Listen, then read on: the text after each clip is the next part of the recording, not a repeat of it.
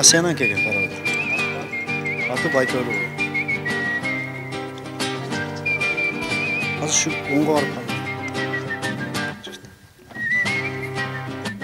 Биринчиден сааты менен карайбыз. Азыр 5те коебуз. Анан пичи суу берип туруп, анан жемини салабыз. Жемден кийин пичи турат, анан чөбүнү беребиз. Ошол şu булакка ушинтип даярдайбыз да.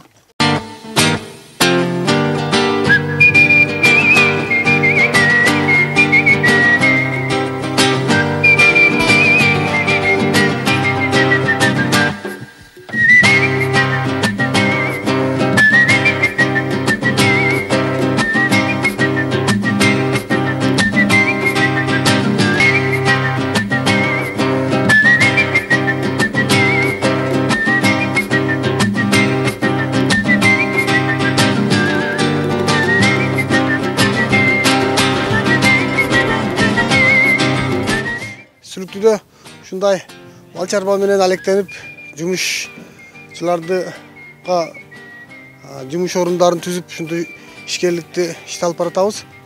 Алып барганда биздин Сүлүктү шаарында жайыт маселеси, тоют маселеси кичине кыйын болгондуктан ошол өзүбүздүн шартыбызга жараша малдарды кармап атабыз.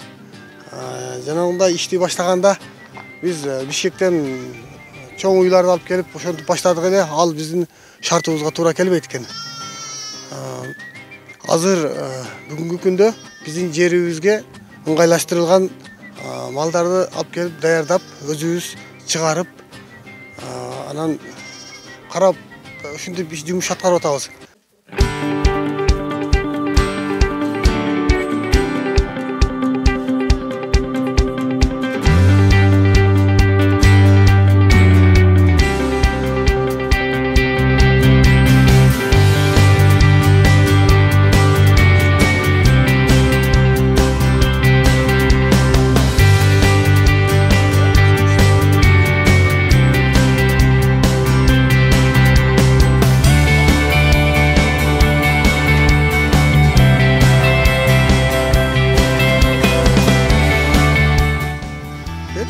Бул жерде уйлар бар, аттар бар, койлор бар.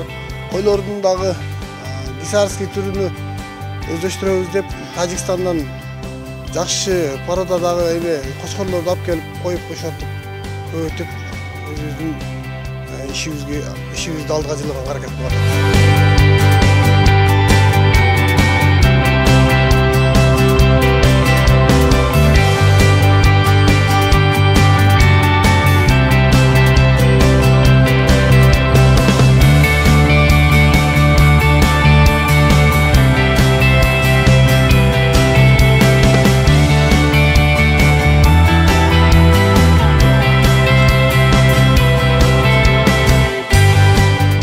Биздин жерге ыңгайлуу болгон малдарыбыздын бардыгын кыштоо кылып, жанагы Тажикстан менен Кыргызстан границасына жакыныраак жерде Курусай деген жерге короо салып, ошол жерде кыштап малды чыгарабыз.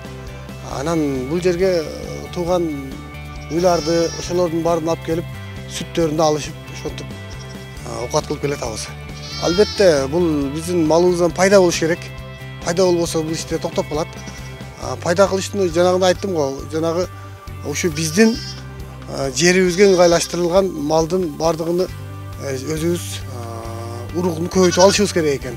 Жанагындай айдоодо жүрүш керек. Бүгүнкү күндө пайдага чыгара турган кылып ишибиз алдыга Кудай кааласа жүрүп баштады.